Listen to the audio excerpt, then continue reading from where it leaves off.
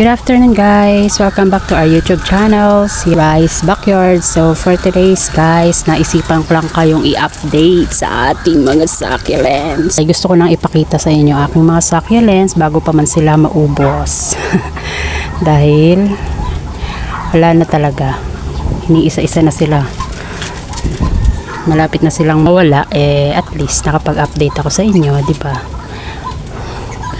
So, unahin natin guys, itong mga nandito guys. Dito naman, okay naman sila dito kasi hindi sila nababawad sa tubig dito dahil nga may bubong dito. At yan lang, okay sila. Pero yung dito banda guys, yan, yung malapit dito sa open, open space natin.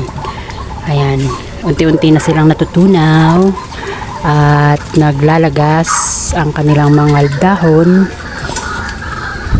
Dahil din siguro sa ulan, tapos biglang ang init-init, sobrang init, tapos uulan, ganun ang nangyayari ngayon dito sa amin. Kaya medyo nagsasuffer ang ating mga succulents na tutunaw sila. So dito, yan, okay sila dito. Unahin natin tong mga echeverias natin. Ito pala guys, si sino nga to? Si Mule. Ito na yung niya, lagay niya guys. Nagtutuloy-tuloy pa rin yung niya, paglalagas, pagmamashi ng leaves. Halos araw-araw, ganyan na nangyayari sa kanya. Tapos ito guys, si cream, anong pangalan niya nito? Peach and cream. Nilagay ko to dun sa Rain or Shine. Kaso lang, parang hindi niya kaya yung ganun. Naulan ng taas na initan. Ayan, nag-aano rin yung leaves niya. Ayan. Kaya ay binaba ko siya dito sa medyo covered. Wala, di ko lang sure kung maano siya. Kung bubuti yung lagay niya dito. Pero itatry natin. Tapos itong sa cubic, nasa Rain or Shine din to. Ilang beses na rin siya naulanan tsaka naarawan. Yung ibang leaves niya na malalaki, nagsa-sunburn tapos naglalagas. Kaya ipinasok ko na lang siya dito din. Binaba ko na siya dito sa covered kasi baka maubos siya. Sayang naman. Tapos guys, tingnan nyo si sino to? By Nessie. Natutunaw na siya guys. Ayan na. Nauubos na rin yung dahon niya. Tatanggalin ko na yung ibang leaves para ma-propagate ko bago man lang siya maubos. Kasi parang nagtutuloy-tuloy na rin yung niya, paglalagas. At least may mapropa man lang ako. Sayang kakabili ko lang din yan. Kakatanim ko lang din. Pero mukhang hindi ko siya mabubuhay. Yan. Ipasok ko lang din siya. Dito kasi nauulanan siya dito masyado pagka maulan. Ayan ang mga lagayan ko dyan guys. Pinagsisisiksik ko na dyan yung mga ko. Succulents. Ayan naglalaglag yung mga leaves niya. Tingin ko hindi na ito mabubuhay. Pero try pa rin natin. I-propagate natin yan. Ayan. Masyado na silang nabababad sa ulan. Nilagay ko na pala si ko doon. Si Dusty Rose sa dulo. Kasi dito banda nasa sunburn na siya. Ayan na yung niya mga leaves. May mga sunburn yung isang head niya dyan. Pero yung iba, yung dalawa, okay naman. Pero ito, nagkakaroon siya. Kaya itinago ko muna siya dyan. Saka ko na lang siya ulit ilabas pag mainit na. Kasi, mainit ba tawag doon? Yung hindi masyado mainit. Sayang baka maano rin Pero matibay naman yung si Dusty Rose. Ewan ko lang bakit nabigla siya. Dahil din siguro talaga sa ulan init. Minsan nagkakaanuhan. Sobrang init tapos biglang uulan sa hapon. Ganun na kasi ang weather natin dito sa sa Bulacan. Maulan-ulan na tuwing hapon. Tapos ito guys yung ating sino nga to? Hindi ko na masyadong kabisado yung mga pangalan nila. Pink Rose. Ayan. Kumakapal siya pero yung niya kulay niya, namumutla. Ganun ang nangyayari sa kanila ngayon. Ito sino nga to? Ghost plant. Okay siya, okay pa naman siya. Hindi naman siya nagtutunaw. Tsaka itong si natin, si Arce. Ay, hindi yan si Arce. Aron Pay pala. Yan, nakakalimutan ko rin sa tagal kong hindi nag-update eh. Ayan. Si Aron Pay. Bumalik na yung kulay niya. Makulay na ulit siya. Hindi katulad yung nakaraan, nagigreen yung gitna niya. Ngayon makulay na siya. Tapos ito si Chocomon Stone. Kumakapal na rin si Chocomon Stone. And then tingnan yung ating pink. Sino nga to? Pats Pink. Si Pats Pink, kamukha na siya ni sino to? Si Adolphi. Ito guys, si Adolphi to. Ito si Pats Pink. Ayan si Pats Pink. Green na lang siya. Wala na yung kulay niyang pink. Hindi na siya pink. Sa totoo lang, ang daming nawawala ay nabamatay na sakyalan sa akin guys. At nanghihinayang tayo. First time din kasi nila sa akin na ganito. Sobrang init, tapos sobrang maulan na. Nagsisimula na sila. Pero itong ibang to, maganda pa rin naman. Ito si Missing You. Tingnan mo si Missing You. May Missing You. Ganda ng kulay ni Missing You. Hindi siya nag-fade. Pero itong si Roma. Ayan. Yung gitna ng niya. Nagiging maputla. Yellowish. Tsaka ito si White Dew. Nagiging yellowish yung mga crown nila. Tapos ito naman si Purple Champagne. Matibay si Purple Champagne. Ganda. Tapos ito ang ating mga Cat's Claw. Yung tatlo andun sa taas.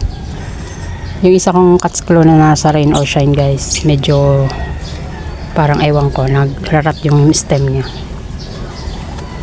Yung maputla, yung unang-una kong nabili, nagsisimula siya mag-smash yung leaves niya sa baba. Hindi ko lang sure kung masasurvive niya tong na to. Tapos ito yung ating mga guys, cream tea.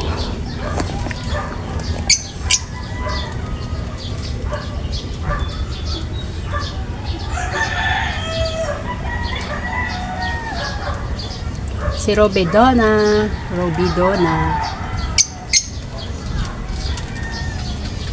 Yan si Amakante. Fat Beauty.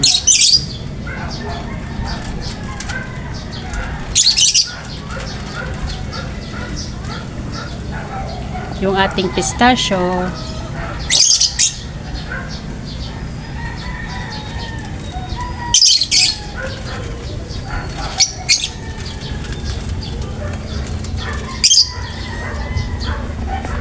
Ayan, yan ang lagay nila. Tapos ito yung ating RZ. Medyo maputla na yung mga niya, kulay. Maputla na siya. Tapos ito yung ating bloody, sino nga to? Bloody yan. Cherry blossoms, asperseller. Cherry blossoms to.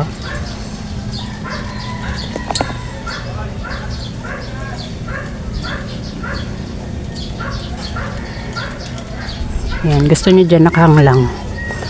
Hindi na siya ulit nagmashi-mashi. Ito yung ating sino nga to? Burros tail. Tapos ito na yung ating guys, Ellen. Pinasok ko na kasi 'di ba si Ellen is maselan sa tubig. Itag-ulan na talaga dito. Yan, namumutla siya. Pero okay lang yan, at least di siya matunaw. Yan. Tapos ito yung ating ano. Hala, bakit nagulalaglagan tong ano ko? Sphinx. Minsan ganito yung dahon nila. Di ko alam kung may sumasagi sa kanilang ibon o ano, hayop na mga ano, daga. Ewan ko. Bigla na lang naglalaglagan yung ano nila, dahon. Kahit okay naman yung dahon niya, nahuhulog, napuputol. Yan. Tapos ito si ano guys. Peach snow. 2 heads pa rin. Wala pang umuusbong na panibago. Ayan. Si piebald natin guys. Namumutla yung kulay.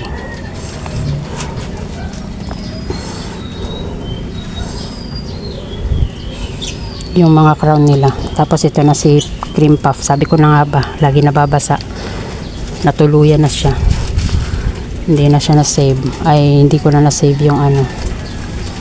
Malaki dito. Tsaka yung mga baby niya.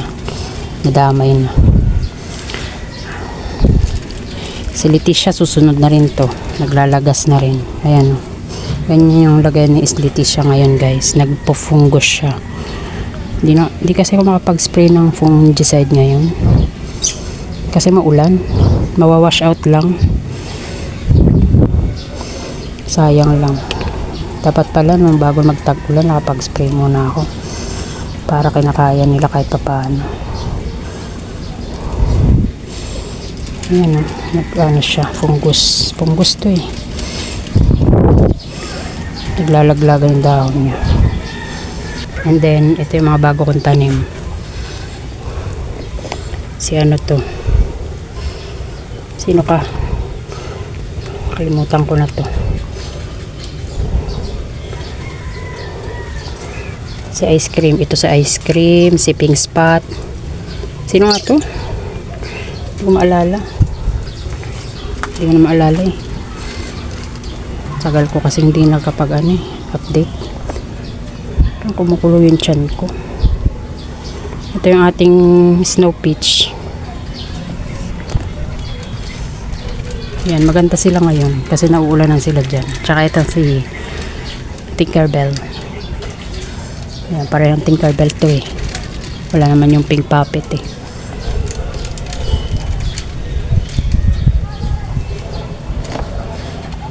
Sa Lorences guys, yan ang nangyari. Nabulok na yung mother nila. Wala na. Kasi nung nakaraan, di ba? Parang nagda-dark yung ilalim niya. Yung pala ano na siya, stem rot tsaka ano na, root rot na. Kala ko matigas pa yung ano niya eh. Pero nung ano, ilang araw ba yun? Napansin ko na lahat na maitim na lahat. Hindi ko na hindi ko na rin nabol. Parang nawawalan ako ng gana sa kanya. Ilang beses na yung nagkasakit. Tsaka yung Mendoza ko guys, yan din. Nagkakaroon siya ng ano, fungus. Bukas mag-spray siguro ko ng fungicide. Wala eh. Pinufungus sila ngayon talaga lahat. Halos karamihan sa kanila. Ito pa oh. Yung sabi kong si apricot. Variegated apricot. Matibay ito pero tingnan nyo naman, nagkakaroon siya ng ganyan. Pinufungus ng ating variegated Tinkerbell. Ang ingay ng mga ibon. Ibon ba yun? Parang mga ano. Ayan. Tapos ito pala si ano, si Rococo. Ito yung Rococo.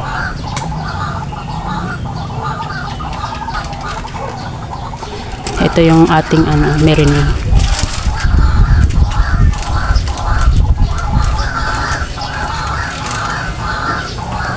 Tapos ito na yung ating ano, Aurora Blue. Wala na, konti na lang natira kay Aurora Blue. Ito yung hybrid Ellen natin.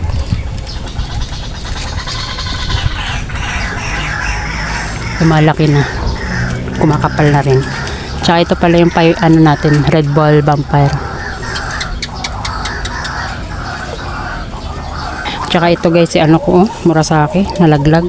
Yung aso ko kasi ang hilig tumambay dito, naghuhukay pa dito ng lupa.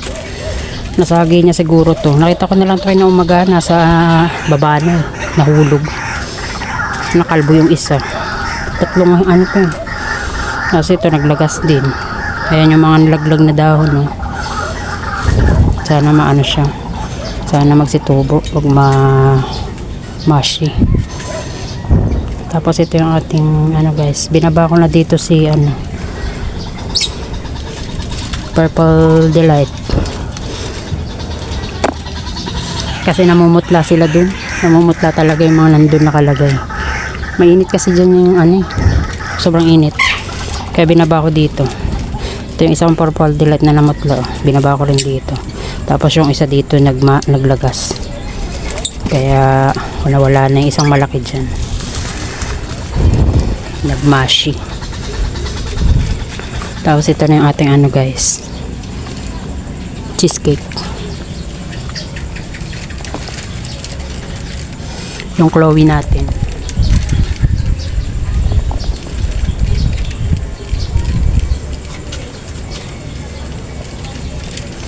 Ito yung sinasabi ko sa inyo na nangyayari kay Mendoza ngayon, no.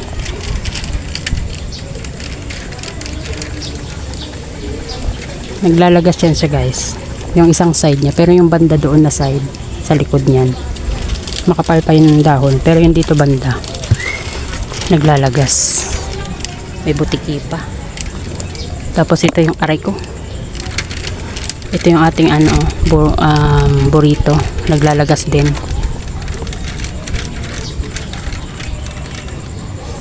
Andun yan nakalagay eh, nilipat ko dito para hindi siya ganong mainitan kasi may puno dyan, no?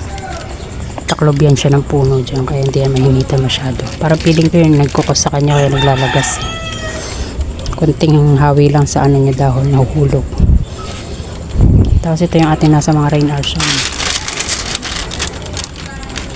Ang dami nang nabawas dito guys, mga narat ay mga nagmaan na overwater sa ulan. Si Van Lu, ang ganda ni Van Lu, nagpipink. Si Cinderella, ito yung isang Cinderella, yung hinukay ng ibon. Di ko nga alam kung ibon o daga eh. May daga atang umakit dito, di ko lang nakikita eh. Kasi parang kung ibon, na-amaze kasi ko kasi mismong loob, pinakaloob ng succulents, kahit makapal yung succulents mo, kaya nilang pasukin. Daga siguro or ibon, ewan ko. Di ko kasi, ibon kasi lagi ko nakikita nakatambay dito eh. Tsaka minsan may mga ano, balahibo pa sa naiiwan sa mga succulents na hinukayan. Kaya ibon talaga eh. Tapos ito yung iba guys, nabawasan na sila kasi may nag-rot na nga. Di ba puno-puno yan? Bawas na kaya nag-rot na. Hindi na sila ganun kadami. Dahil lamok. Ang daming lamok. Gabi na guys. Anong oras na ba? Ayan, 6:30 na. Kaya pala malamok na. Ayan, si mahogany tsaka yung ating brush wine. Maganda sila dito. Kahit di ganong stress, at least maganda yung tubo nila. Di sila ganong naiinitan. Ayan. Nakanet na yan sila guys kasi di kinakaya talaga yung init, nabubulok.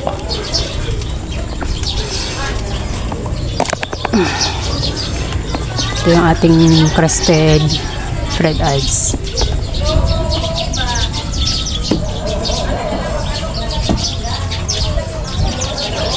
Yan yung dalawang IIC purple. Hindi na siya purple. Ito si ano, Maribel. Si Peach Girl. Yung dalawa nating Cylonica.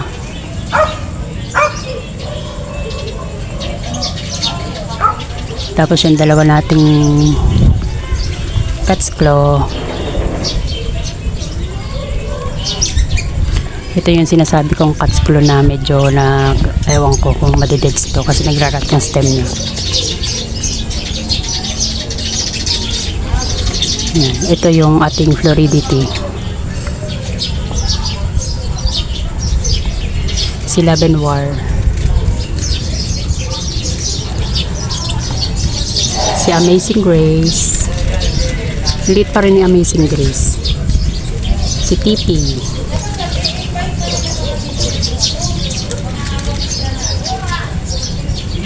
Mont Blanc.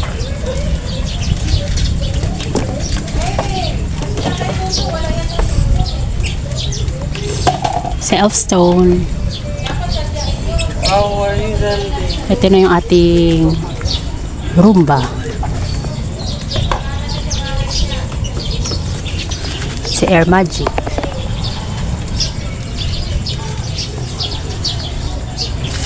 Ito na yung ating Rondo. Rondo ba tawag dun? Yung sabing ano, Orion. Tapos yung ating ano guys, na namatay yung dalawang ano ko, supling ba tawag dun, baby pups ng aking Black Prince. Iniingatan ko pa naman yun kasi ang hirap ng bumili ng Black Prince ngayon.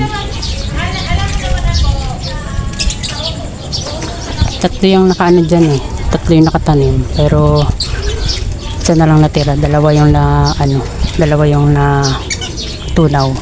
Ito yung isa kong pot.